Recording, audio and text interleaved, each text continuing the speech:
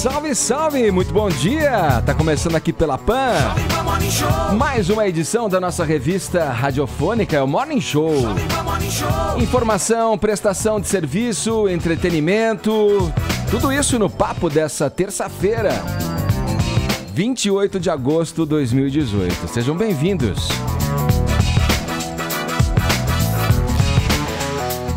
Em entrevista ao JN, Ciro Gomes diz que tem confiança cega em réu do partido dele e explica a proposta de tirar os brasileiros do SPC.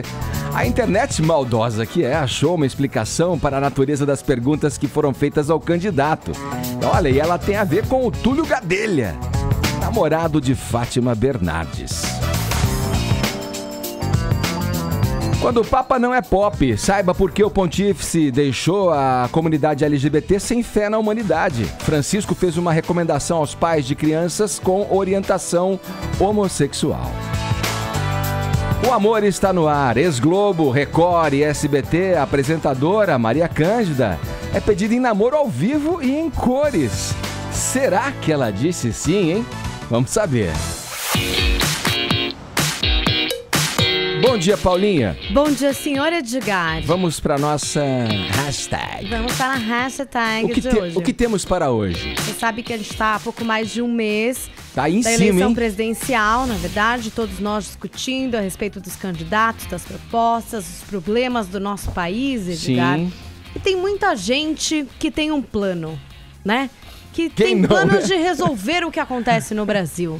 Que na sua mente sabe o que deveria ser feito, não é verdade, Edgar? Planos mirabolantes. Vamos mudar de Brasil para Finlândia com apenas algumas ações idealizadas por um brasileiro, talvez anônimo, talvez no Twitter, e que talvez possa hoje externar o seu plano. Nossa, você tá falando... na hashtag Eu Presidente. É discurso, entendeu? Você tá falando como candidata. Gente, é discurso, hashtag Vote Eu Paulinha. Presidente. Olha aí. Coloque a sua proposta, pode ser em forma de meme, talvez, pode ser um GIF, pode sim, senhor.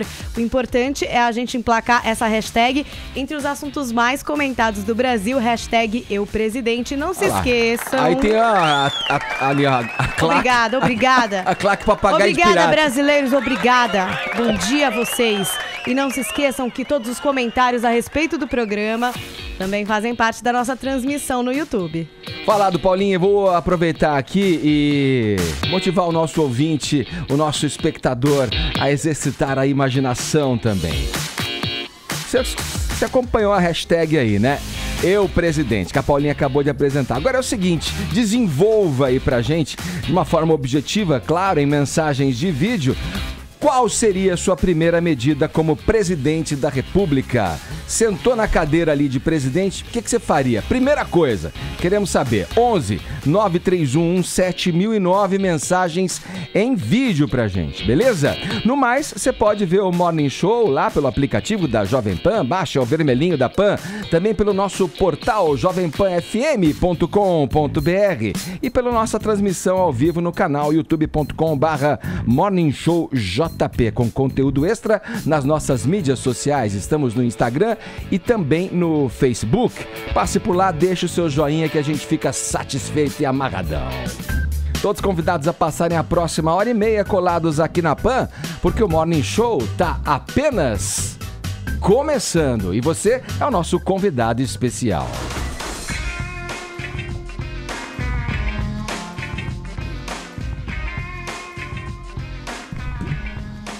Na noite dessa segunda-feira, o candidato Ciro Gomes, do PDT, abriu a série de entrevistas do Jornal Nacional da TV Globo com os candidatos à presidência da República, as chamadas sabatinas. A gente acompanhou aqui a conversa e o Caio, a partir de agora, traz os detalhes pra gente. Bom dia pra você, Caio. Por onde você vai começar aí? Bom dia, Edgar. Vou começar pelo início da entrevista. Bom dia pra todo mundo, porque já de cara, a Renata Vasconcelos, colocada ali ao lado do William Bonner, e o Bonner de frente ao Ciro Gomes, numa espécie de triângulo, já encarou o Ciro Gomes e falou o seguinte, perguntou o seguinte: não existe incoerência no seu discurso, candidato, quando o senhor fala que é a favor da Lava Jato, mas dias depois diz que essa é uma operação capenga, que comete excessos, e aí também a Renata Vasconcelos lembrou daquele vídeo que viralizou na internet Ciro Gomes falando o seguinte: eu receberia a turma do bolo, do Moro à bala. E aí, do Moro à mala, né? Do Moro à bala. Você fixação, hein, cara? Não, eu tomei remédio, tomei o capenga agora, que nem a Paulinha tava na semana passada. Mas ela perguntou isso, não há incoerência nas suas declarações? O Ciro Gomes, que é mestre na arte de desdizer o que disse e dizer que não é bem assim o que ele quis dizer quando ele disse, ele disse tudo. Ele falou... Eu gostei, né? Ele falou, não, essa declaração foi tirada de contexto. Nada do que ele fala tá em contexto quando as pessoas repercutem. Você já percebeu? Você já percebeu, meu caro ouvinte? Tudo ele tira do contexto e ele fala que a imprensa tirou do contexto. Então ele disse que não é bem assim. Aí ele só pincelou nisso, já lembrou que ele tem ficha limpa e já jogou a bola pra turma do PSDB. E ele falou, olha, eu queria dizer aqui que ninguém do PSDB, apesar de escândalo de cartel do metrô, roubo das merendas, foi citando alguns casos que envolvem políticos do PSDB, disse, ninguém do PT, do PSDB, pagou pelo que fez. Só que não tinha nada a ver com a pergunta que lhe fizeram. Ele só fugiu e não mencionou a resposta que todo mundo queria ouvir. Aí depois ele foi perguntado sobre o Lula, ele defendeu a figura do Lula, ele também respondeu sobre a Cátia Abreu, disse que a Cátia Abreu é diferente dele, porque a Cátia Abreu já foi considerada a Miss Desmatamento, apelidada por Miss Desmatamento pelo pessoal do Greenpeace e outras coisas. Ela é a favor do armamento nas zonas rurais, pautas que vão na contramão do que o pessoal da esquerda gosta, defende. Ele foi questionado sobre isso, ele defendeu a figura da Cátia Abreu, disse que ela vem pra somar e tal, foi falando outras coisas. Foi questionado também sobre o projeto de tirar os 63 milhões de brasileiros que têm nome sujo do SPC. Aí ele falou o seguinte, peraí, esse é um projeto completamente viável. Ele levou até lá uma cartilha para apresentar esse projeto. E o Bonner falou, não, meu amigo, eu não quero saber como que o senhor vai fazer isso. Mas não é errado o senhor colocar num slogan simplista, eu vou tirar você do SPC. Isso não induziria os eleitores, talvez com um pouco menos de informação, de que o senhor pode fazer uma coisa que dificilmente vai conseguir. Aí ele também titubeou, ele falou, não, mas aqui tem uma cartilha com tantas páginas, aqui tá minha proposta, você pode pegar esse livreto e tal. Aí o Bonner viu que ele não ia responder de novo, o Bonner se deu por satisfeito e falou, olha, só pelo fato do senhor ter trazido em si uma cartilha, mostra que o projeto é muito mais complexo do que um slogan fácil de que eu vou tirar o seu nome do SPC. Agora o ponto alto que eu destaco de toda essa entrevista na TV ontem do Ciro Gomes... Ô Caio, você só me permite uma observação? Na verdade o Bonner não disse que dificilmente o candidato iria conseguir tirar o nome das pessoas do SPC. Ele não estava avaliando ou questionando o mérito da questão. Questionou a forma ele estava como simplesmente falando sobre a venda aí do Ciro Gomes de uma maneira simplista de algo que tão complexo como tirar as pessoas do SPC. Foi só uma observação. Foi exatamente o que eu falei. Talvez em outras palavras. O ponto alto que eu destaco foi o Bonner perguntando o seguinte, sobre incoerência e também sobre o campo de corrupção, caráter e tudo mais. Ele falou... o senhor já defendeu o presidente do seu partido, que é o PDT, e que é o Carlos Lupe, diversas vezes e disse que botaria a mão no fogo pelo Carlos Lupe. Só que, deixa eu lembrar para os telespectadores, a ficha do Carlos Lupe. Carlos Lupe já ocupou um cargo no governo de Dilma Rousseff e foi aconselhado a ser demitido.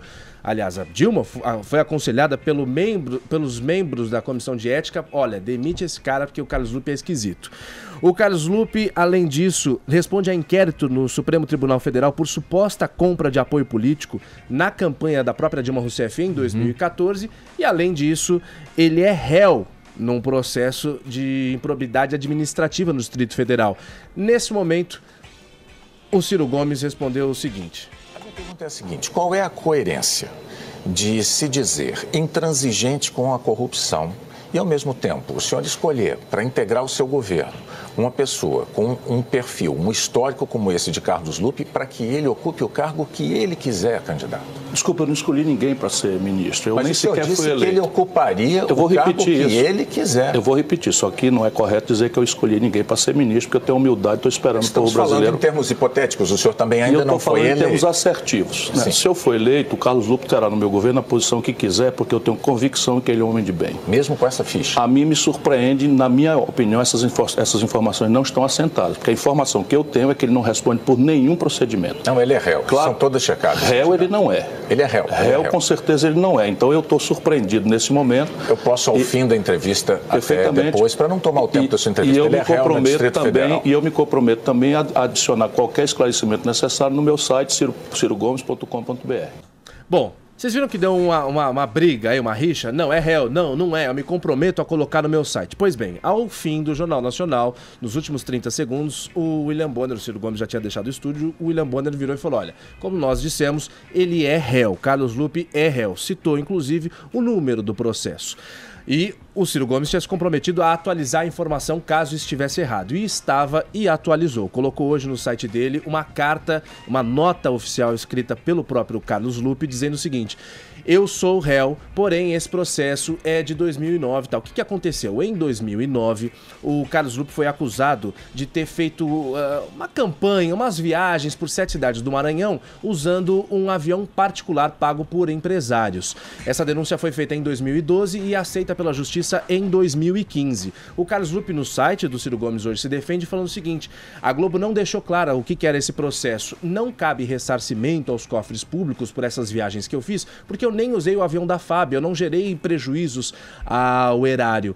Porém, cá pra nós, Carlos Lupe, cá pra nós, cidadãos, se um sujeito que é político ocupa um cargo público e aí vem um amigo particular, um empresário, e empresta um avião, vai com o meu avião, vai me gerar um custo. Existe almoço grátis, Edgar? Não. De fato, a atualização está na página do PDT, do Ciro Gomes, mas fica aí, bem a ver navios, um esclarecimento profundo como a sociedade gostaria. Vamos ouvir o Joel. Bom dia, Joel. Bom dia, Edgar. Bom dia a todo mundo. Queria te ouvir a respeito. O que você achou dessa entrevista? Olha, como é que ele se saiu, na tua opinião? Eu achei que o Ciro se coloca como assim, uma candidatura francamente de esquerda e que preserva uma dignidade política neste momento, tá? Ele tá com uma coisa muito difícil nas mãos. Tem essa candidatura supostamente do Lula, que não será, né, do PT, que também é uma candidatura de esquerda, estão ocupando o mesmo espaço ideológico, só que é uma candidatura apostando numa mistificação aí, num culto à figura do Lula e tudo, de uma forma, eu diria, muito antidemocrática, antirrepublicana até, porque tá desmoralizando as nossas leis e instituições. O Ciro Gomes tenta ir pelo caminho da política legítima, dizendo, olha, eu acredito nisso, eu tenho esses méritos como governador do Ceará que eu fui, eu tenho essas propostas e vou trazê-las para a população. Nesse sentido, e fala muito bem, obviamente, sempre que ele é posto para debater ou para fazer uma sabatina, se sai retoricamente muito bem, então representa algo que, na minha opinião, pelo menos, é muito superior ao que está sendo representado neste momento pela candidatura do PT, que agora é o principal rival dele. E esse é um grande desafio dele. Como ele vai conseguir um eleitorado que gosta do Lula, tendo que, neste momento, se opor ao Lula. Então ele tem que ficar do lado do legado do Lula sem estar do lado do candidato ou mesmo da figura do Lula neste momento. É um jogo que não é tão simples assim. Isso está se refletindo nas intenções de voto dele também. Tá ali com o Alckmin, ele ainda não tá longe de decolar. Mas quanto às propostas, ele teve um momento em que realmente, do Carlos Lupe, em que ele realmente titubeou ali, no resto ele respondeu com muito mais desenvoltura. Mas eu queria levantar que nas propostas dele, ele se coloca também como um candidato que, se ele conseguir levar a cabo isso que ele tem falado para o Brasil, a gente vai caminhar numa direção muito preocupante, muito difícil, tá? Porque enquanto está todo mundo preocupado em tornar o Estado brasileiro mais eficiente, em tornar o Brasil um ambiente mais eficiente para negócios, em que a economia possa crescer e o mercado possa crescer, o Ciro Gomes está propondo um papel mais interventor do Estado, com o Estado cobrando mais impostos, por exemplo, revendo aí todas as renúncias fiscais, um Estado que vai gastar mais de uma forma, eu diria, populista, por exemplo, a questão do SPC, de milhões de brasileiros. Aquilo lá, no fundo, em última análise, o que vai acontecer ali? O Estado vai arcar com uma parte dessas dívidas, tá? Ou seja, é um gasto do Estado. Sim. Agora, será que é uma prioridade? Será que neste momento é uma prioridade do Estado entrar pagando dívidas da população, sabendo que isso vai levar, inclusive, a população a querer se endividar ainda mais? Ou seria o momento do Estado focar em gastos, por exemplo, sociais para a base da pirâmide, para realmente ajudar quem está na mais extrema necessidade e facilitar as condições de mercado da economia para o resto? Enfim, daí é uma discussão política sobre o que fazer nesse momento no Brasil. O Ciro Gomes está indo para esse lado de o Estado vai gastar mais e esse é o nosso caminho para a prosperidade. Eu considero uma direção equivocada, mas pelo menos ele está propondo isso e aparecendo como um candidato sério ao propor essas questões, e não com toda a mistificação ultrapopulista que a gente tem visto do lado do PT. Agora é arriscado você colocar a mão no fogo por qualquer político hoje, né? Não, foi o que acabou pegando ele ontem durante a entrevista, né? Exatamente. A gente vai avançar um pouco sobre esse tema ainda no programa de hoje, Vini. Agora vamos ouvir o Trindade. Trindade diretamente de Brasília. Brasília, está acompanhando a nossa conversa e também dá aí a sua opinião, expõe pra gente suas impressões. Bom dia, Trindade. Salve, muito bom dia, Edgar, bom dia a todos. Presta atenção aí nos tempos verbais, né? É como aquela história do rapaz que pegou a mulher dele com um amigo e gritou, né? Que isso? O outro respondeu, eu estou surpreso. Ele falou, não, você está surpreendido. Quem está surpreso sou eu. Então, o caso do Ciro Gomes, né? Eu estou surpreendido nesse momento. E realmente é o termo, estou surpreendido nesse momento. Edgar, há umas coisas que não mudam, né? Essa entrevista do Jornal Nacional, ela é importantíssima para qualquer candidato. Numa campanha dessa, que será uma corrida de 100 metros, é muito mais importante. Ela é impactante pela audiência e pela importância. Agora, essa importância não é só para o candidato, mas também para os entrevistadores. Hoje nós estamos numa época de multiplicação de notícias. Então, uma errada ali do Bonner destrói, ou pelo menos agride muito a carreira profissional dele. Então, todo mundo se prepara muito. Ciro Gomes ficou um dia sem campanha, só se preparando para esta entrevista. Né, o debate final, a entrevista, o debate final e depois, evidentemente, é a entrevista importante, que é a da vitória, já como presidente eleito. Todos os presidenciáveis vão passar por esta e estão se preparando. Talvez por isso Ciro Gomes se demonstrou muito inseguro ali naqueles instantes iniciais. E olha que a segurança é um forte dele.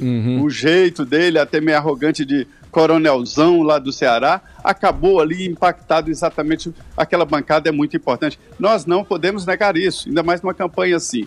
Depois o Ciro Gomes retomou, principalmente com relação, quando se fala do mérito, dessa história do SPC. Ele tenta explicar, não consegue direitinho, que o governo não vai investir e que se trata apenas de uma renegociação. Ele está certo, não está de todo errado não, porque o número de inadimplentes no Brasil é muito alto. São pessoas fora do mercado. Se um presidente consegue incluir essas pessoas no mercado, são consumidores novos. Isso faz a máquina andar. Agora, como o Joel fala, colocar essas pessoas no mercado com dinheiro público para eles voltarem a ficar devedores e fora do mercado, não faz sentido. Esse é um projeto importante. Mas, no mais, todos os presidenciáveis vão passar por esse momento lá naquela bancada e não tem como negar. É, sim, muito importante e faz neguinho amarelar ali mesmo, viu? Ô Zé Maria, agora você falou da importância que essa entrevista tem para os próprios entrevistadores, né? E ontem muita gente na internet achou que o William Bonner estava um pouco duro, né? Um pouco ácido ali com o Ciro Gomes, interrompendo demais o Ciro Gomes, mas aí a própria internet descobriu o porquê.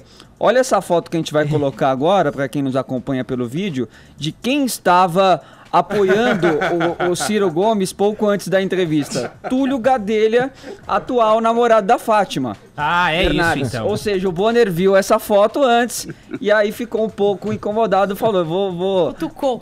Vou deixar o Ciro um pouco na parede aí, porque não gostei muito dessa foto. Pressionou pouco mais, né? No caso, então, o surpreendido foi o Bonner. Mas só lembrando que o Túlio Gadelha, na verdade, é candidato a deputado federal pelo partido do Ciro Gomes, por isso que ele postou essa foto. Então, na verdade, não passou de uma brincadeira aí da internet. E Vini, ele tá no SPC, o Túlio Gadelha? Deve estar. Vai sair, com o Ciro vai sair. Pegou aquela cartilha e tá estudando para sair. Mas eu diria o seguinte, é uma estratégia, evidentemente uma postura estudada previamente pelos diretores da TV Globo, né? E vamos ver os próximos. Se ele não for tão duro com os próximos, aí a gente comenta. Valeu, Trindade. Um abraço pra você, bom trabalho, hein? Pois não, muito bom dia a todos. O Papa é pop, o Papa é pop, o pop não poupa ninguém. O Papa levou um tiro a queima-roupa, o pop não poupa ninguém. Vamos lá, Paulinha, falar desse embrólio aí, vai, com o Papa desde ontem. O Papa tá menos pop na visão de parte da comunidade LGBT. Ele deu uma declaração sobre crianças com orientação homossexual que pra muita gente pegou mal, né? Vamos aí aos motivos. O que aconteceu exatamente, Paulinha? Então, é naquelas conversas que acontecem dentro do voo, né? Quando o Papa tá com outros jornalistas ali, então ele tava nessa coletiva indo da Irlanda para Roma. E aí, no meio dessa conversa, houve um momento em que se perguntou a respeito disso. Pais que acabaram de saber que o filho é gay, né? E aí uma das afirmações do Papa ali naquele momento foi o seguinte, assim, ó.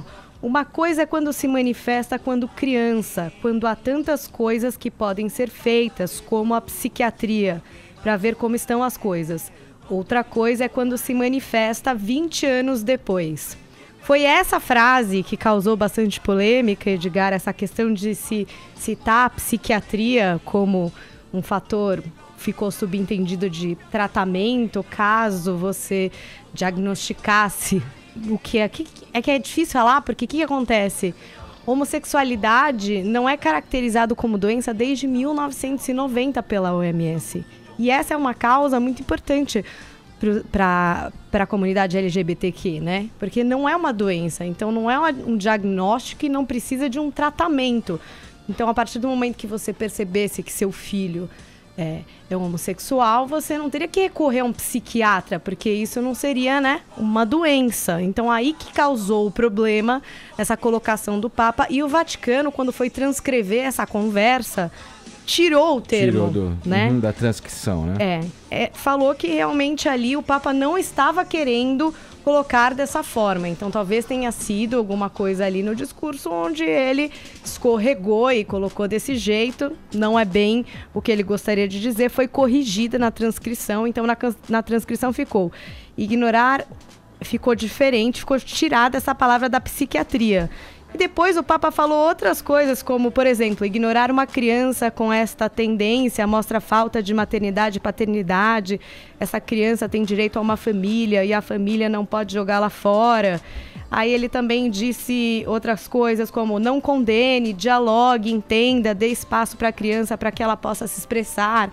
Então, já mais pareado com os últimos discursos do Papa, de aceitação mesmo, né? Então, não sei o que é que vocês acham. O que levaria a entender que foi uma má expressão. Ele eu não sei como é que vocês compreendem isso. Foi uma escorregada ali na hora dele falar? O Papa é progressista em termos da Igreja Católica, em termos do pensamento dominante da Igreja Católica. Para quem está de fora da Igreja, pode ter certeza que no final das contas a visão dele é sim bastante conservadora, né? Para quem não segue os ensinamentos da igreja, ele não vai mudar, por exemplo, a crença da igreja de que o sexo entre pessoas do mesmo sexo é um pecado. Isso ele não vai mudar. Então, quer dizer, ele estava dando voz aí a um ensino da igreja. No final das contas, é ilusão nossa achar que, por mais progressista que ele seja, ou por bons sentimentos que ele tenha, que ele vai mudar um ensinamento desses. E ele está tocando num ponto, eu acho, que também a gente tem muitas vezes muita restrição de falar, as pessoas adotam posições muito ideológicas, assim, que essa coisa, os pais que percebem que o filho tem tendência homossexual. Não é uma doença, mas assim como eu posso ter um filho super tímido, eu quero que meu filho tímido também não é doença, mas que tenha, sei lá, mude isso, ou consiga ser menos tímido no futuro. Os pais, às vezes, olham para uma tendência homossexual do filho como algo que eles também gostariam de ver. Será que o meu filho está determinado a ser assim, ou será que é possível mudar isso? E essa discussão está em aberto. Por mais que a gente queira defender um lado ou outro, essa discussão está em aberto. É possível mudar, digamos, orientação sexual de uma pessoa no início da vida? E o Papa está falando sobre isso e está dando voz aí, o que muitos pais católicos certamente sentem. Agora, deixa eu fazer aqui uma visão, analisando essa questão que a Paulinha trouxe, essa questão e essa fala do Papa. O terapeuta, enfim, o psicanalista, enfim, ele como parte da família, da escola, tudo, da sociedade como um todo, ele está ali para facilitar a vida, para trazer entendimento para situações distintas, né? O Papa também não pode ter intencionado ali colocar que, como parte da sociedade, exatamente nessa linha de pensamento que você expôs, você trouxe um exemplo comparando, fazendo uma analogia com uma criança muito tímida e tal. Não poderia também estar ali incutido no pensamento dele, olha, se temos essa situação, por que não contar com um profissional para que a caminhada dessa criança seja mais tranquila, mais suave também, diante dessa circunstância detectada no âmbito familiar e no âmbito da sociedade também? Eu acho possível, Edgar, mas eu acho possível. Com certeza ele sempre se preocupa muito em falar do acolhimento de todas as pessoas, independente das características dela e tudo mais. Agora, eu acredito que, inclusive pelo cargo que ele exerce na igreja, também estava por trás da fala dele essa ideia de que se você que seria desejável que uma pessoa, se fosse possível mudar, seria desejável mudar a orientação sexual da pessoa. Gente, mas quando a OMS coloca como não sendo uma doença... Gente, isso não precisa ser revertido, mas, por exemplo, se eu usar o exemplo do EJ, timidez também não é uma doença. Tudo bem, gente, mas a timidez, você pode acompanhar para reverter uma timidez, isso não tem nada a ver com...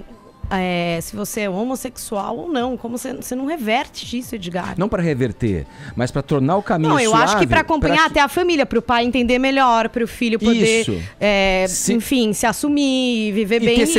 Agora, reverter, ter um atendimento no sentido de melhorar isso, melhorar... De que forma? É isso que entendeu? Eu acho que é essa a margem que é preocupante, é essa margem que incomoda. O Papa estava dizendo exatamente isso. Em alguns casos, talvez a criança tenha tendências homossexuais, mas com acompanhamento correto, ou sei lá o que, ela vai, quando crescer, ser heterossexual. Eu acredito que o que estava na cabeça dele era isso. Então o que nós estamos falando aqui? Bom, então ele errou, porque se ele foi nessa linha mesmo, ele errou. Agora, se o Vaticano retirou a palavra psiquiatria do discurso, talvez também... indique que não seja assim, porque se, gente, não é caracterizado como, não existe reversão, gente. Porque aí dá margem, não é doença. É a determinação da orientação sexual. Até hoje isso é um assunto estudado ainda. Uma parte disso é genética, por exemplo. Parece que não é só genético. Então as pessoas estão estudando. O que será que determina uma orientação sexual? Se um dia descobrirem o que determina, vai ser possível fazer uma orientação sexual seguir por um caminho ou por outro, se você ter na mão a tecnologia para fazer isso, seja da psicologia, seja da manipulação genética, ou seja o que for. E o Papa está dando voz a esse desejo que existe dentro da Igreja Católica, por exemplo. Pais que gostariam, se possível, de garantir que os filhos sejam heterossexuais. Pode ser feio, pode ser errado, mas é disso que ele está falando. Porque isso vai totalmente ao encontro desse jargão popular que você então fala da cura comunidade gay. LGBTQ+, teve razão de ficar muito chateada e preocupada. Acho que interpretou corretamente o que o Papa queria dizer nessa frase originalmente, acho que sim. Boa, vamos em frente então aqui no Morning Show? E até uma música para ilustrar aqui esse momento, esse próximo momento do Morning. Olha lá, ó.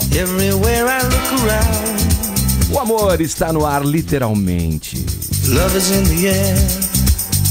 Every sight and every sound. E no ar pela TV Aparecida, onde a apresentadora Maria Cândida trabalha. Vini, vamos lá. Que bonito, Thiago. Locutor de Love Songs. O Vini, ontem ela foi surpreendida aí, pra usar o termo verbo, certo? Como alertou o Trindade aqui pra gente, enquanto apresentava o programa Manhã Leve.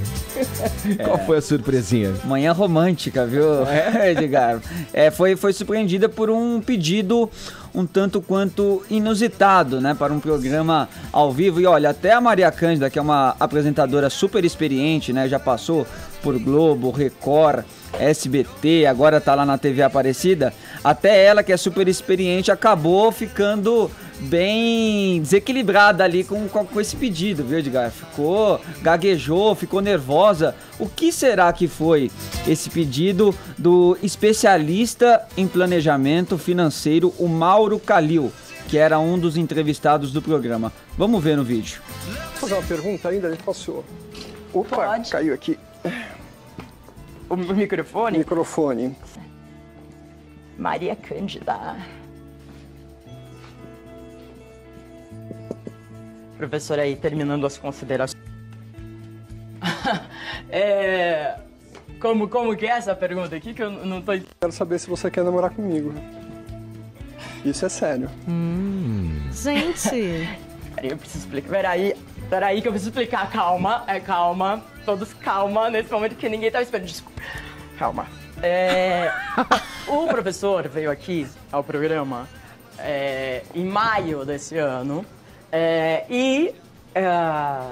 A gente se não é comum isso, mas a gente foi almoçar, a gente foi jantar, conversamos sobre finanças, não é verdade? Sobre planejamento financeiro, fomos ao teatro, fomos ao cinema. E ele volta sempre já voltou outra vez, como entrevistado, como é o procedimento normal. Ai, nossa, tô nervosa, pelo amor de Deus. Não fala assim ou não. Nunca aconteceu isso comigo minha vida toda, mais de 20 anos de profissão. Desconcertou a mulher. Sim. E aí deu um beijinho ali na testa. Você viu que ele pediu pra fazer o pedido, né, Edgar? E aí acabou escrevendo esse pedido na lousinha que ele costuma fazer lá. As explicações financeiras e tudo mais. E aí ela, no primeiro momento, parece que ela leu ali, não entendeu bem o que era. Mas na verdade é que ela acabou ficando nervosa mesmo, né? Foi pega de surpresa aí por esse pedido, mas você vê, né, Edgar, de um planejamento financeiro virou aí um planejamento em namoro. Gente, né? E a saia justa, ela querendo explicar, olha, ele não tá vindo aqui porque é meu, entendeu? Mas a gente já demorou pra gente se conhecer. Fomos jantar, fomos ao cinema, fomos ao teatro. Só pra saber de planejamento financeiro. E você sabe, Edgar, que daqui a pouco vai estar aqui com a gente sendo entrevistado o Eduardo Moreira, novo comentarista do Jornal da Manhã, que além de muito inteligente, é boa pinta. Então espero que ninguém fique surpreendido aqui daqui a pouco. Rapaz, pode acontecer, né? Mas você vê que ela não sabia o que falar, né? Vamos lá, antes do intervalo, eu tenho aqui um registro rápido. O radialista Zé Bétio morreu na madrugada dessa segunda-feira aos 92 anos. O sepultamento foi realizado ontem mesmo no cemitério do Horto Florestal, em São Paulo. De acordo com o filho do radialista, Homero Bétio, a família atendeu a um pedido da mulher para que o marido fosse enterrado com total discrição, sem a participação da imprensa. O comunicador foi um dos maiores nomes do rádio brasileiro e fez muito sucesso nos anos 70 e 80, né, fazendo ali os finais de madrugada, os inícios das manhãs, né, do seu programa, onde ele acordava com uma linguagem muito popular e tinha uma audiência incrível. Tá aí o nosso registro, então, a morte desse ícone do rádio, Zé Bétio. Agora 10 horas 32 minutos, horário de Brasília. Jovem Pan Morning Show. Fique conectado. O time de comentaristas da Jovem Pan se reúne toda sexta-feira. 90 minutos de debate sobre as eleições. Vamos discutir, explicar e analisar o noticiário político para ajudar você a entender essa disputa. Essa é uma das mais, se não for a mais importante eleição da história republicana brasileira. Toda sexta-feira às 4 da tarde, ao vivo, na Jovem Pan e no nosso canal no YouTube. Pra cima deles.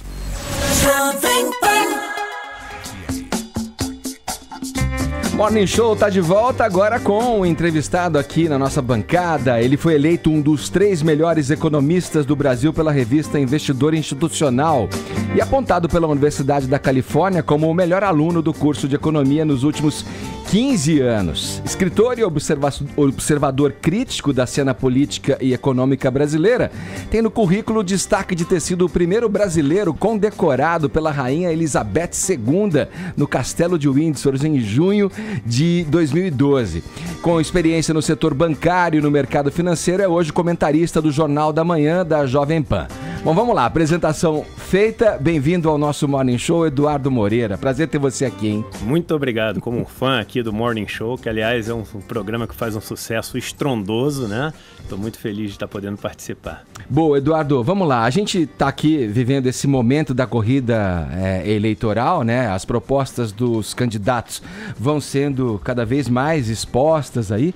Muitas delas são pouco realistas, né? Por exemplo, para a gente começar o papo aqui, tem presidenciável que promete eliminar o rombo das contas públicas no período aí de um ano, quando estudos sérios apontam que isso é praticamente impossível, inviável, né?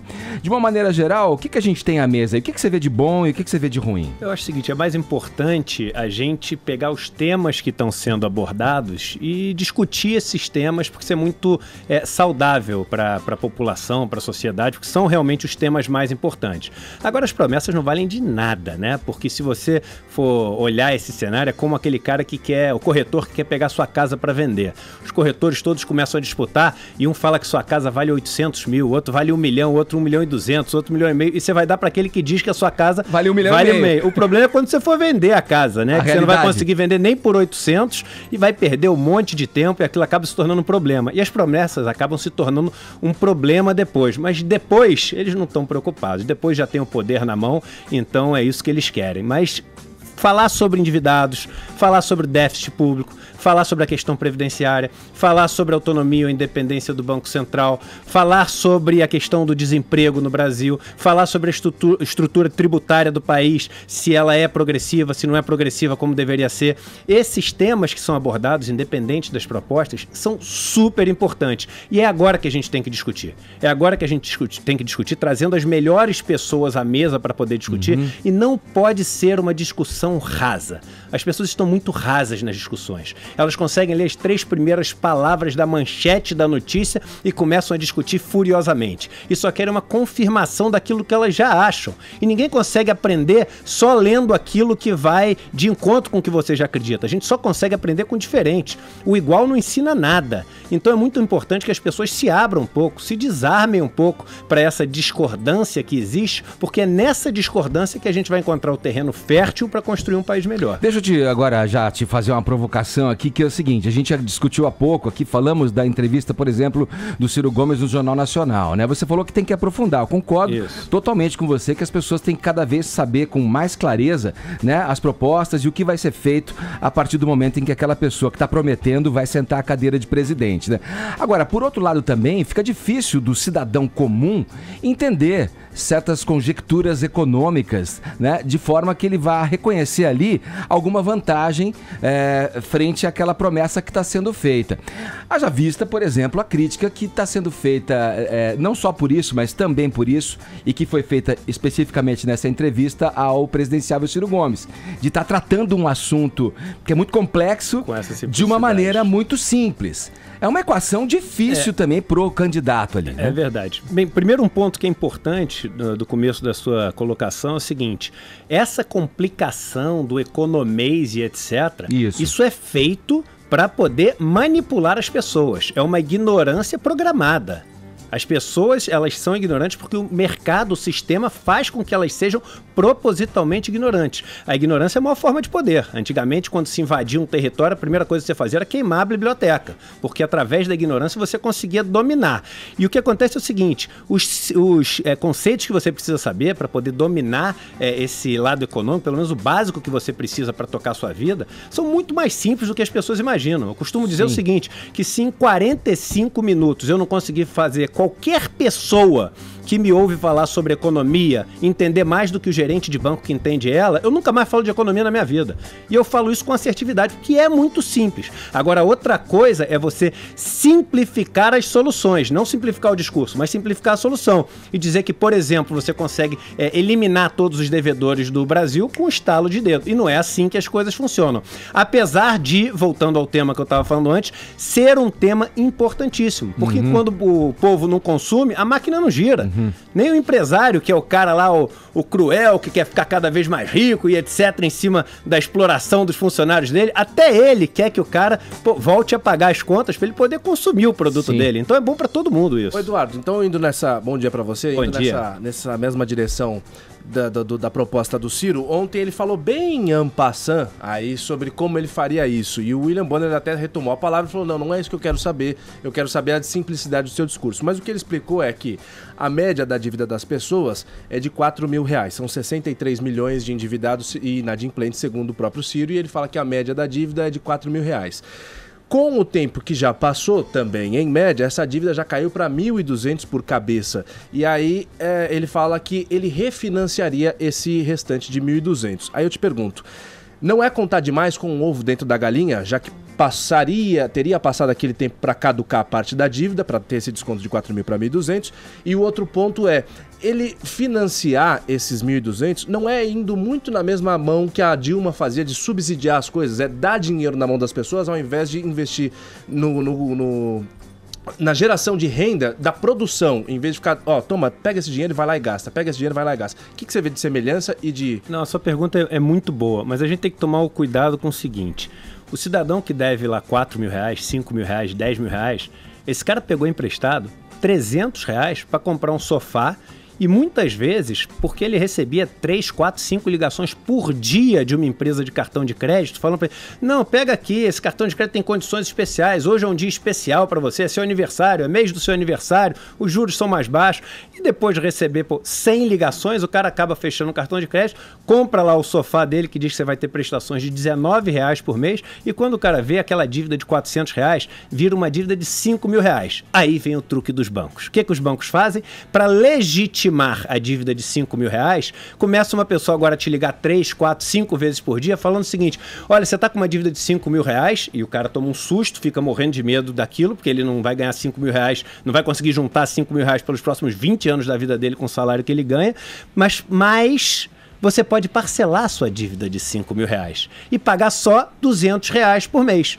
E aí o cara vê que aquele negócio cai no bolso, tá legitimada a dívida que saiu de 400 para R$5.000 e o banco passa a ter um escravo econômico, porque é escravo econômico sim. As pessoas ficam chateadas quando eu falo esse nome, o cara é comunista, não é comunista não. Porque se você for conversar com o cara lá na ponta, o cara que é o cara mais pobre, ele tá há 5 a 10 anos trabalhando para pagar juros. E o banco ainda tem o detalhe de crueldade de pegar uma dívida que era de R$500 e o cara depois de um tempo consegue renegociar por R$1.000, uma dívida que valia R$10.000, ou seja, o banco ganhou 100% de retorno num período onde a inflação foi muito abaixo disso, onde o CDI foi muito abaixo disso, e diz o seguinte, eu tenho que manter as taxas altas porque eu tomei um calote de 9, porque ele olha, em cima de 10 que o cara me devia, calotou 9.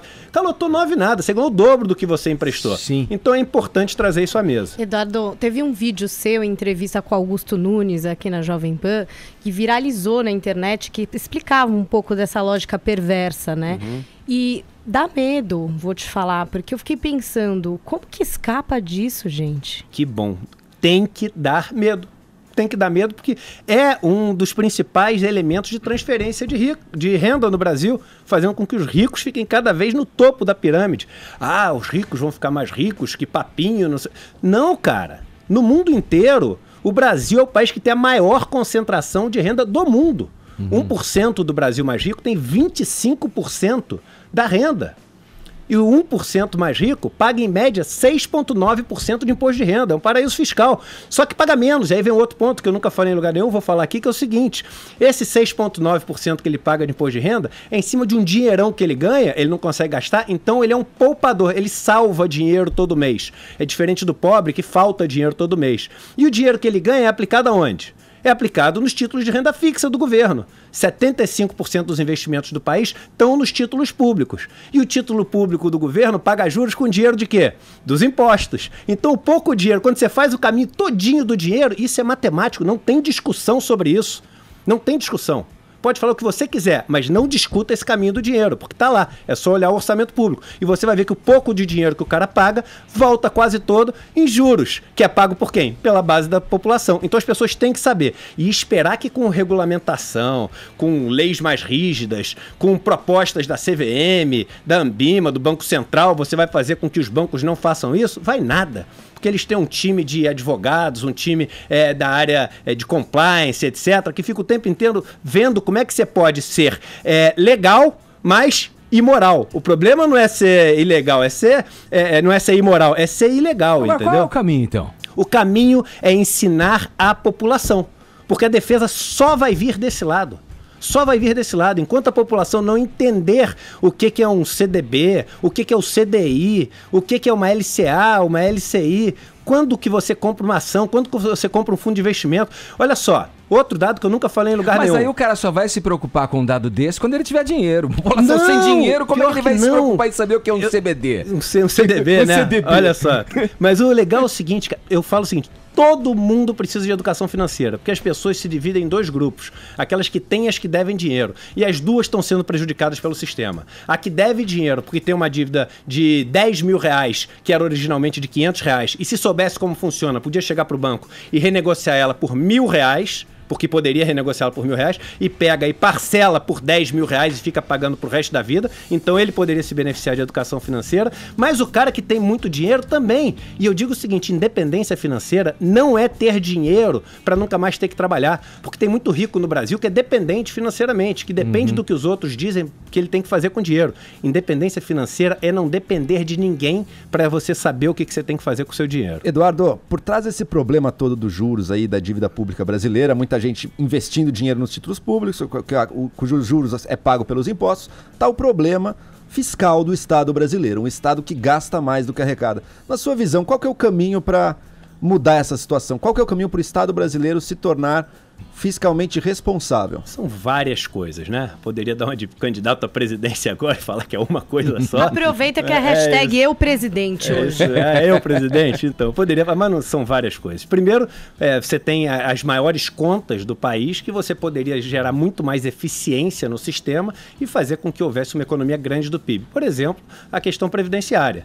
A gente, do orçamento que a gente tem no Brasil hoje em dia, quase 1/3 vai para o sistema previdenciário, que é extremamente ineficiente e tem uma trajetória muito ruim, que é até mais preocupante do que a situação atual do sistema previdenciário. O orçamento da saúde é um orçamento grande, mas muito ineficiente. Você consegue no orçamento da saúde, que hoje é de 130 bilhões de reais por ano, conseguir também várias economias que não acontecem por causa da corrupção, por causa das ineficiências que você tem. E outra coisa, sair de um ciclo vicioso e entrar num ciclo virtuoso. Porque o que esse governo fez para combater o déficit? Fez o seguinte, olha, vamos cortar gasto, vamos botar teto, vamos fazer o Estado ser muito menor, etc. Legal pra caramba, mas qual é o efeito colateral de você cortar demais? A diferença entre o remédio e o veneno é a dose. Se você corta demais, você desacelera a economia, como a gente desacelerou. Então o governo fez várias economias, mas o que aconteceu com a economia? Ficou muito mais devagar, a gente teve uma recessão no Brasil e a arrecadação de impostos diminuiu também. Então não adianta você cortar despesa. Né? O governo tentou cortar, mas não conseguiu, né? O gasto do governo continuou subindo. Não, o gasto total do governo. Alguma coisa em áreas específicas ele conseguiu. Mas o total cresceu. Mas o problema é o seguinte, caiu tanta arrecadação. Pô, a gente teve quase 10% de recessão no Brasil. E aí, com a queda de arrecadação, não adianta, que aí você começa tudo de novo. Aí vira um enxugar gelo. Então, entrar no ciclo de crescimento no país, num ciclo de crescimento dentro de um crescimento potencial, aí vale a pena o destaque que o crescimento potencial do Brasil hoje é medíocre, é pífio. Então, vamos crescer 5%. A gente não consegue, porque se for crescer 5%, vai começar a ter inflação, vai começar a faltar estrada, vai começar a faltar infraestrutura. O Brasil investe menos de 2% em infraestrutura no mundo. No ranking de 136 países, é o número 118 em relação à qualidade da infraestrutura. Então, ou a gente investe para poder ter crescimento potencial, e aí a gente cresce e, ao crescer, distribui essa riqueza, ou a gente vai se manter nesse enxugar gelo, que é o que tem acontecido com a gente há tanto tempo. E aí que vai minha pergunta, Eduardo. Em quanto tempo, eu acho que a população gostaria de saber, né? Em quanto tempo que, por melhor que seja o presidente que entre lá e faça medidas mais ou menos nesse sentido que você tem falado aí, que faça uma boa administração, que consiga juntar ali um bom time de economistas, em quanto tempo que a gente consegue sair desse buraco que o Brasil se afundou nos últimos anos? Olha que engraçada a sua pergunta. Existe uma diferença muito grande em economia em relação a fato e expectativa. O fato demora bastante, porque você tem uma inércia na economia, onde a economia vai muito mal e demora para ela começar a melhorar. Aí está o diagnóstico da questão, é isso? Exatamente. Porque quando você acerta o diagnóstico e aponta para o lado certo, aliás, isso é outra coisa, não adianta todo mundo remar muito forte. Nos Estados Unidos tem um ditado que diz o seguinte, não adianta você remar mais rápido o barco se ele está apontado para o lado errado. Você vai ficar cada vez mais distante do lugar onde você quer chegar. Mas se você aponta para o lado certo e as pessoas veem o seguinte, caramba, lá é o destino certinho, estamos pro lado certo. Aí eles falam o seguinte, apesar de hoje ainda estarmos dentro de uma crise, como eu sei que vai melhorar, eu quero me antecipar, vou começar a investir agora, eu vou começar a contratar agora, vou começar a produzir agora. E você faz com que o país entre no ciclo virtuoso de melhoras de emprego e de melhora de percepção, porque essa percepção é o que faz o cara sair de casa animado, achando que as coisas vão melhorar, ou sair de casa deprimido. Foi divulgado agora, hoje, o pior nível de confiança do empresariado em muito tempo. E é isso que atrapalha, a percepção, às vezes muito mais do que o próprio fato. Ô, Eduardo, com relação ao que alguns candidatos vêm dizendo a respeito da taxação das grandes fortunas, alguns deles vêm colocando, né, que mexeria nessas alíquotas das taxações dos impostos referentes às grandes fortunas. Essa medida, você acha que daria algum resultado? Total. No Brasil, a gente tem que taxar as grandes fortunas, tem que taxar a herança, muito mais do que a gente taxa hoje, tem que taxar dividendos. Aí o cara fala, não, mas taxar dividendo, a gente já taxa na empresa, vai taxar o dividendo de novo, é bitributação. Então vamos fazer o seguinte, vamos somar quanto a gente taxa dentro da empresa com quanto a gente taxa fora da empresa e comparar com o resto do mundo, que aí fica comparando laranja com laranja, né? Banana com banana. O Brasil, quando você soma essas duas tributações para o dono da empresa, ele paga menos de 30%. Que ainda tem o benefício do tratamento de juros sobre capital, que é uma coisa que só tem aqui no Brasil. Então ele tem uma taxação de menos de 30%. E nos Estados Unidos é 57%. Na França é 64%. Aí o cara quer viver igual nos Estados Unidos, mas não quer pagar o imposto dos Estados Unidos. Quer viver igual na Suécia e na Dinamarca, mas não quer ter a mesma distribuição de Suécia e Dinamarca. E o problema é o seguinte, quando você tem esse elemento de distribuição de renda, todo mundo sai melhor. Porque ser rico andando num carro blindado dentro de um prédio cheio de grade não é ser rico. Sim. Ser rico é você chegar, um amigo meu que mora na Holanda, a filha dele de 12 anos de idade, ela pega um ônibus, vai até a estação de trem e pega 1 hora de trem para estudar todo dia sozinha. Isso é sinônimo de riqueza. E para ter isso, a gente tem que distribuir renda. Mas quem é que vai fazer essas leis? Os deputados que estão lá? Que são financiados, agora que a gente abriu a caixa de Pandora, pelas grandes empresas e etc. E mais um ponto, um item novo que eu não falei na entrevista lá do Augusto Nunes, importante.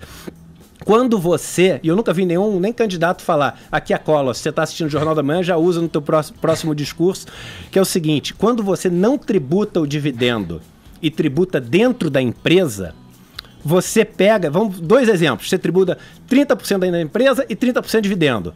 Ou você tributa 60% dentro da empresa. No Brasil a gente tributa tudo dentro da empresa. E alguns caras falam, então vamos só subir a taxa dentro da empresa e fica igual aos outros países. E não tributar fora da empresa. Quando você faz isso, você incentiva o cara a tirar o dinheiro da empresa e ficar na pessoa física. Porque quando o imposto na empresa é menor e você complementa com a pessoa física, você estimula ele a não tirar o dinheiro da empresa para o acionista e continuar na empresa. E dinheiro no caixa da empresa, sem fazer nada, queima. O cara tem que investir em produção. É por isso a importância de você pegar e colocar dividendos também, para sinalizar que é um país que valoriza produção e não um país que valoriza rentismo das pessoas mais ricas. Eduardo, eu queria trazer de volta a nossa discussão para a questão da educação financeira. Aqui no Brasil é pífia. Aliás, você até deu uma declaração, fez um comentário, acho que ontem no Jornal da Manhã, que repercutiu sobre o quanto que o Brasil paga na educação particular, prioriza os professores melhores na educação particular, afastando os pobres, os mais pobres, de uma educação boa e tal e coisa. Mas indo nesse norte, a gente assiste a muito telejornal e as matérias sobre economia e educação financeira sempre tem um economista que fala sempre a mesma coisa. Vem um repórter, fala todo um cenário trágico, aí vem um economista fala assim, vem a sonora do economista. Quando ele entra, você acha que ele vai te dar uma baita dica, ele fala, é preciso se planejar. Você fala, pô, vocês estão anos pra me falar isso, é óbvio que precisa se planejar, mas num Brasil em que a renda média do brasileiro é de R$2.000, é muito difícil, mal dá pra empatar o jogo. Responde rápido dessa pra gente, Eduardo. Isso aí, eu só vou responder com a frase que diz o seguinte, rir com dente é fácil, né? Eu quero ver rir sem dente, né? Eu quero ver o cara se planejar sem dinheiro pra se planejar.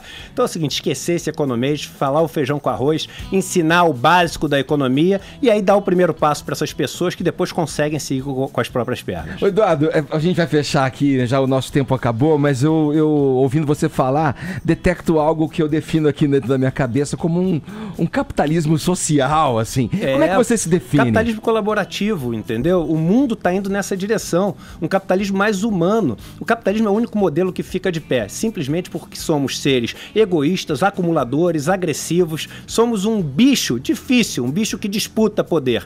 Então o único sistema que é condizente com isso é o capitalismo. Mas vamos ao seguinte, o ser humano ele age por desejo e é freado por leis e por regras. Se a gente deixar ele só agir por desejo, acontece o que está acontecendo. Então vamos criar regras para que haja um amortecimento. O cara mais rico pode ter 50 milhões de reais, mas que o cara mais pobre tenha 50 mil reais. E não o mais rico 50 bilhões de reais e o mais pobre 5 reais. E acabar com ódio. Eu fiz um post anteontem no meu Instagram, aliás, fazendo um jabá, Eduardo Moreira Real, meu Instagram, que deu uma frase do Leonardo da Vinci que falava o seguinte: a gente não pode odiar aquilo que a gente não conhece, nem odiar, nem amar. Então conheçam um pouco mais a fundo, saiam das suas caixinhas rasas, estudem um pouco e deem a sua contribuição verdadeira pro Brasil, que não é gritando. Legal. Queria agradecer então Eduardo Moreira, ele comentarista, analista aqui no Jornal da Manhã da Jovem Pan, nosso colega aqui do Grupo Jovem Pan. Obrigado, viu, Eduardo? Prazer falar com você. Obrigado, Edgar. Obrigado, gente. Agora, 11 horas em ponto, horário de Brasília. Jovem Pan Morning Show. Sabia que você pode assistir ao Jovem Pan Morning Show ao vivo? Com imagem do estúdio. É isso aí! O Morning Show também é TV. Ligue seu iPad, celular ou seu computador e assista a gente agora pelo aplicativo da Pan ou pelo jovempanfm.com.br. Vem com a gente! Jovem Pan. Jovem Pan Morning Show. Jovem Pan Morning Show.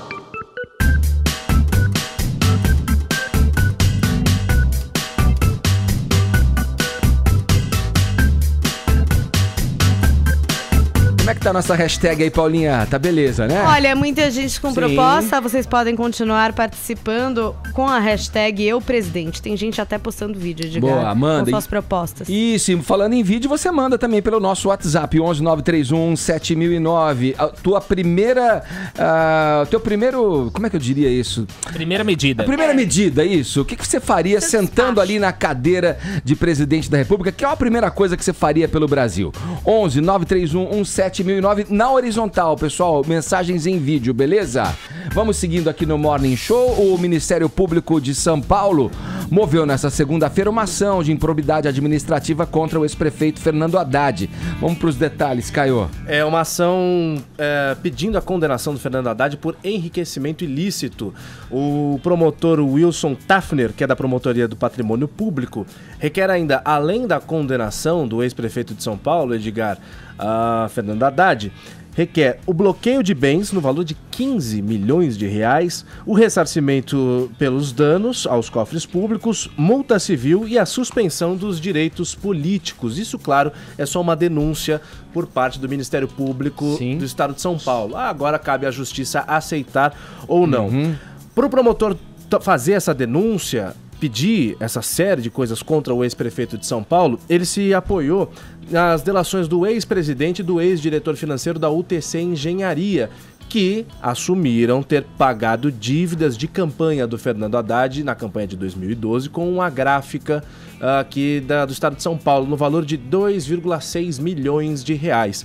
Segundo eles pagaram isso como uma troca de favores aí, ou seja, é dinheiro de propina. Aí se enquadra, segundo a lei eleitoral, na questão de enriquecimento ilícito, porque de acordo com a acusação do promotor, Fernando Haddad tinha acesso a todas as contas da campanha, já que ele era um dos coordenadores financeiros da própria campanha.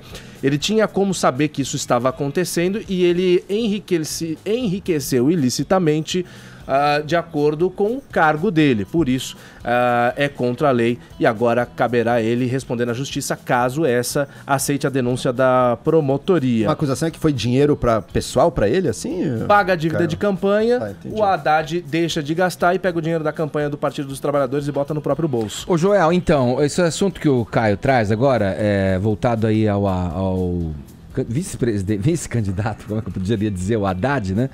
Na chapa do ex-presidente Lula, hein? Essa chapa que é uma chapa... Vice-candidato é uma boa. Vice-candidato. Uma chapa meio fictícia e tal ainda, né? Mas me parece o seguinte...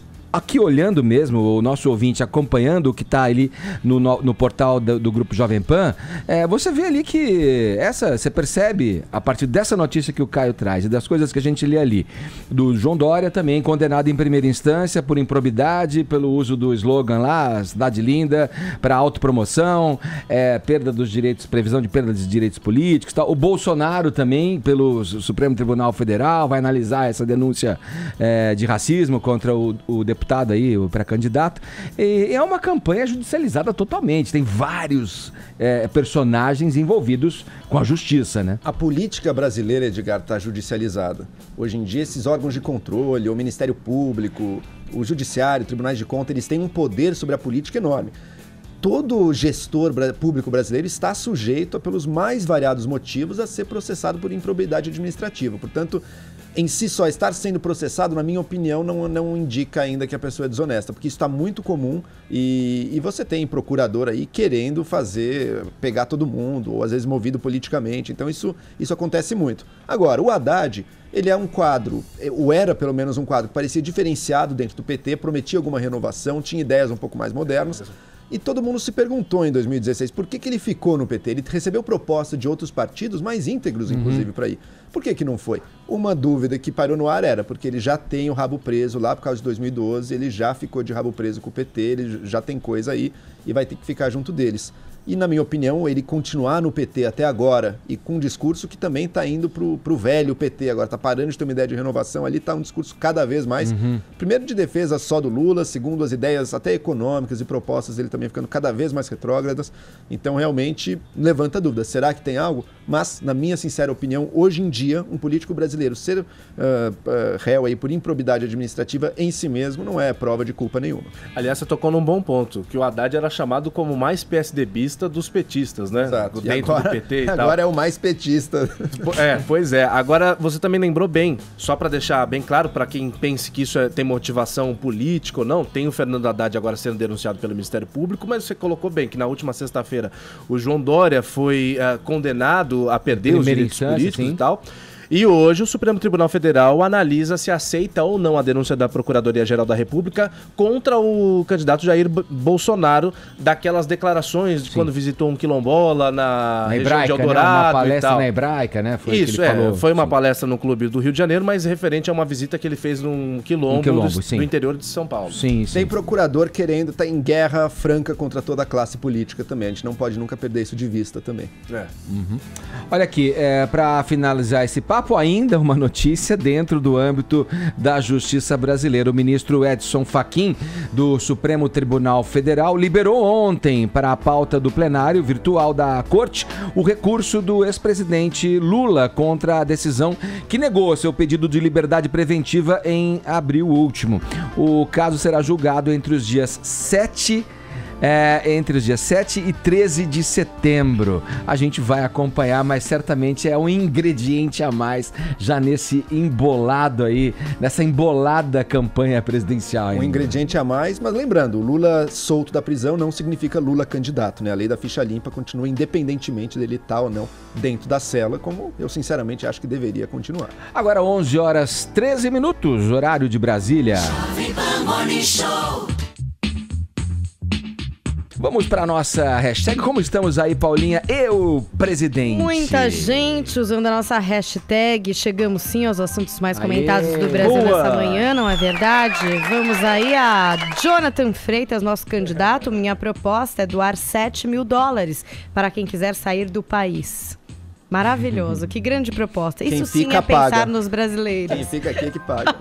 E a Cláudia Silvestre adotaria um salário mínimo, sem privilégios nem regalias para os componentes do Congresso Nacional. Continuem postando aí as suas propostas na hashtag EuPresidente, Edgar. Olha aqui no... Fala, Edgar, um rápido registro, porque tem repercutido bastante agora nas redes também a hashtag Conmebol, porque a Conmebol acaba de punir o Santos na Libertadores, era algo que já estava correndo durante a semana. E agora? Pela escalação irregular do Meia Sanches.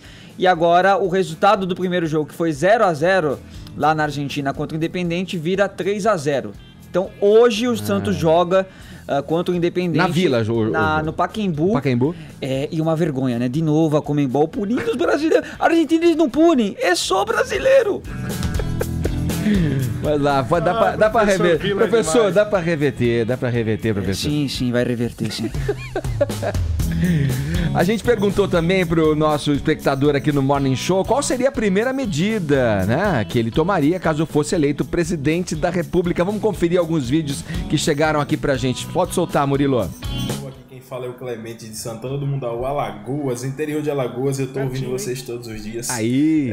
Queria deixar bem claro a minha primeira medida como presidente, que era cortar os benefícios dos políticos que continuam aí sugando do poder público e não adicionam em nada. Então a primeira medida que tomaria como presidente seria cortar esses privilégios para enxugar ainda mais o Estado e ver ele cada vez menor. Economia. Um abraço para todo mundo do Morning Show. Boa. Sou grande fã do Joel Pinheiro da Fonseca, acompanho ele em todas as redes sociais. Olha! Pra cima.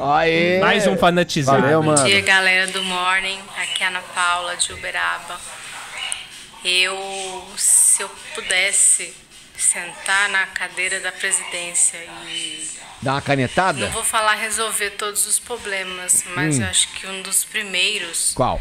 Que eu iria tentar resolver seria melhorar a educação. Boa! Aí, ó. Segurança pública, saúde são essenciais, mas a educação, nossa, vai de mal a pior.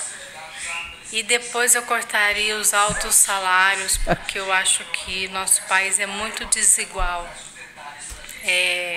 Verdade. É muito difícil ver uma pessoa ganhando milhões e outra tentando sobreviver com menos de um salário mínimo. E nessa eu tranquilidade toda, né? Muita sacanagem, sabe? É o que o Eduardo falou aqui pra gente. Mas eu priorizaria a educação.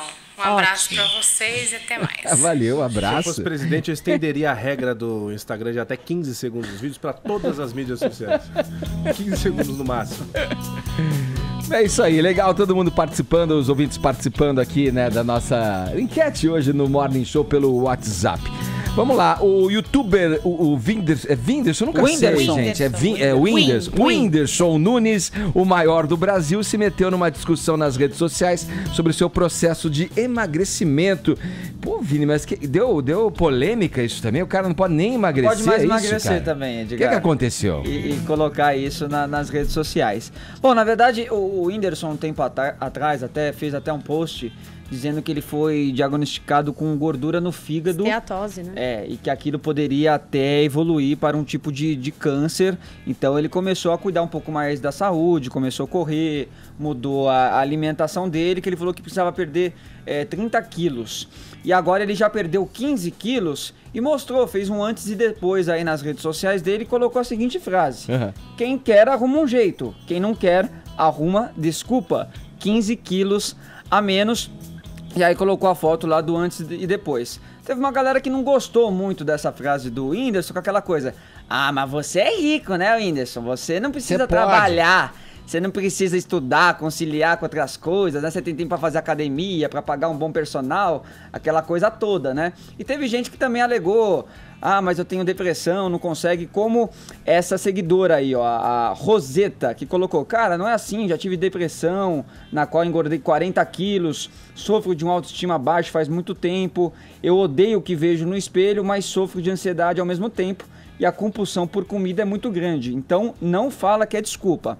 Aí o Whindersson até que foi lá e explicou o seguinte: ó, o seu caso é diferente, é delicado, e eu espero do fundo do coração que você consiga sair dessa. Os 3 primeiros meses eu malhei sozinho e mesmo emagrecendo eu não estava vendo resultado nenhum no espelho, me deixava cada vez mais triste. E aí ele continua fazendo essa explicação aí para essa seguidora dela. Ele fala: mas fiz uma coisa que me ajudou, toda semana eu tirava uma foto do antes e depois e mandava para os meus amigos que me davam apoio, enfim. Só que depois de um outro seguidor que alegou esse primeiro motivo que eu falei, né, da questão do dinheiro, do Whindersson ter dinheiro para pagar a academia. Olha lá, o Alexandre, né, que fala.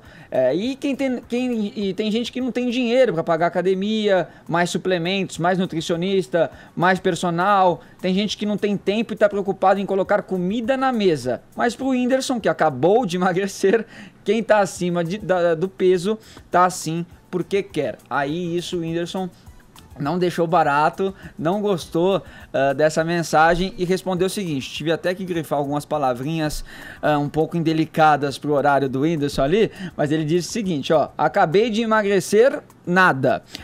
Eu tô há 2 anos tentando e desistindo. Bastante esteira nas pernas. Bastante estria nas pernas de tanto efeito sanfona. Há 6 meses eu corro igual um imbecil todo dia de manhã e mudei a minha alimentação. Há 2 semanas eu comecei com um personal amigo meu. Não quero atrapalhar, não atrapalha, pô. E aí depois ele fez outra série de tweets explicando que ele não quis dizer dessa questão de...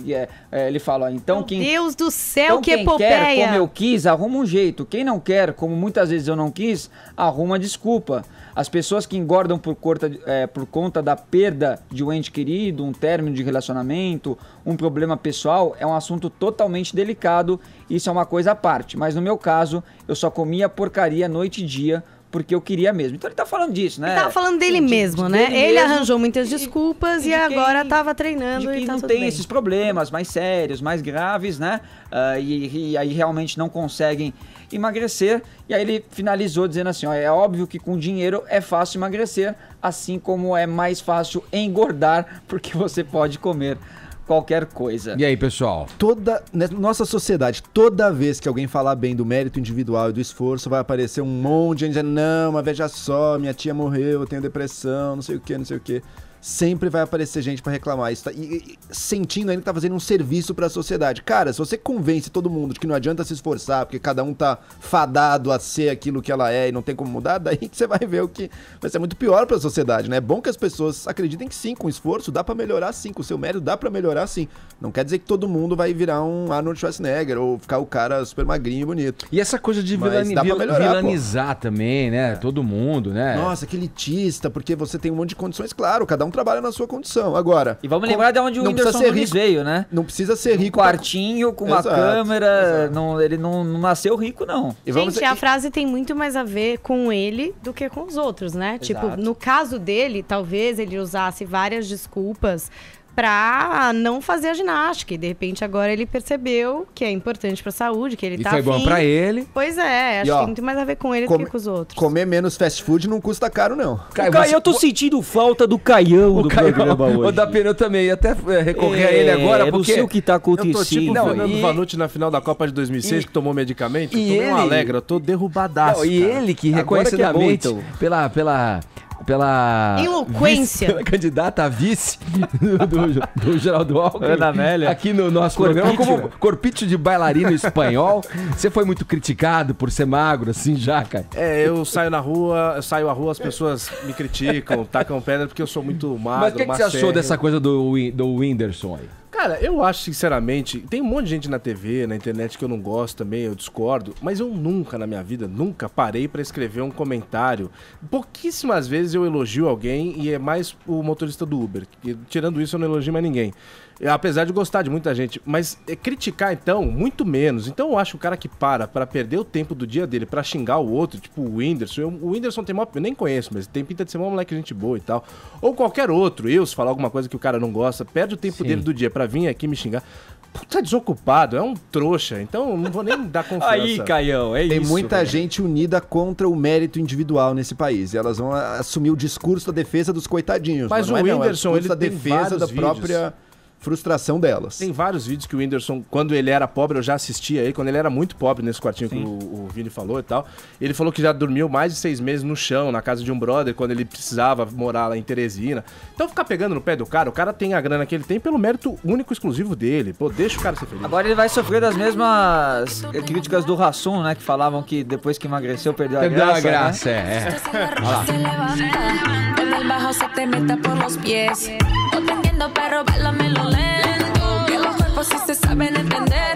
Bom, a gente tá ouvindo aí a música Medicina, o mais recente lançamento da Anitta.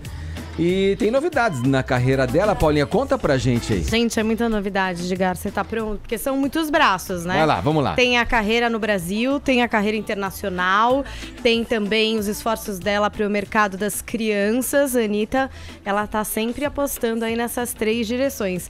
Na carreira internacional, ela acabou de dar uma entrevista pra Rolling Stone americana, confirmando 2 parcerias bastante importantes com o Pharrell Williams, do hit Rap, entre outros, e também com a Rita Ora, quem acompanha a Anitta nas redes sociais já meio que imaginava, porque ela costuma fazer stories e postar, então ela já tinha postado uma foto com o Pharrell, aí ficou, pô, será que gravou, que não gravou? Então gravou sim com o Pharrell. A Rita Ora postou uma foto com a Anitta no Instagram dela, então quer dizer, teve parceria sim, e aí ela contou que também está em conversa com a Dua Lipa, que é a jovem do momento, de New Rules e tal, então talvez aí uma terceira parceria. Mas a Anitta ainda prometeu na Rolling Stone que vai se dedicar ao mercado da língua espanhola. A gente tá ouvindo Medicina, que foi o último lançamento dela internacional. O próximo é Veneno, que vai ter também um videoclipe onde ela promete estar cheia de cobras, Edgar. Rodeada de cobras. Isso na carreira internacional. E aí, no Brasil, a gente teve esse anúncio no Instagram da Anitta com um teaser, assim, meio VHS, que até a gente estava assistindo agora, da música Perdendo a Mão, que vai sair no dia 7 de setembro, o dia da independência do Brasil. Eu tenho certeza que o professor Vila vai adorar essa coincidência. Sim. Ele vai achar muito bom.